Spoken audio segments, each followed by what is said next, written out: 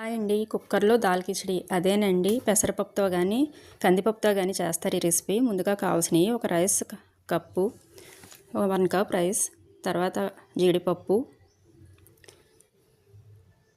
Carrot, టమాటా, మిర్చి, ఆలు అన్నీ కలిపి జింజర్ గార్లిక్ పేస్ట్, మసాలాలన్నీ దాల్చిన చెక్క, లవంగం, పెప్పర్, ఇలాచి, లవంగం, బే లీఫ్ ఇవన్నీ తీసుకోవాలండి మసాలాల కోసం. తర్వాత గ్రీన్ పీస్ తీసుకుని తర్వాత కొత్తిమీర కూడా వేసుకోవాలండి.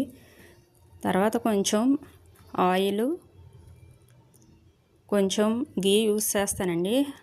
గీ హెల్త్కి చాలా మంచిది కాబట్టి అదే ఎక్కువ యూస్ చేస్తుంటాను. తర్వాత ఆయిల్ వేసుకుని తర్వాత కాజు, ఈ మసాలాలు కొంచెం దంచి వేసుకుంటే ఫ్లేవర్ బాగా వస్తుందండి.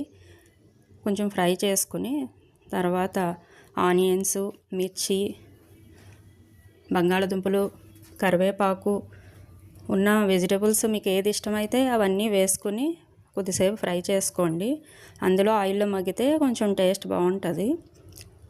అవన్నీ బాగా కలుపుకొని తర్వాత టమాటాలు కూడా యాడ్ చేసుకుని కొంచెం మీడియం ఫ్లేమ్ మీద ఫ్రై చేసుకుంటే బాగుంటుందండి. తర్వాత అల్లం వెల్లుల్లి పేస్టు, పసుపు, టేస్ట్కి తగ్గట్టు సాల్టు, ధనియా పౌడరు,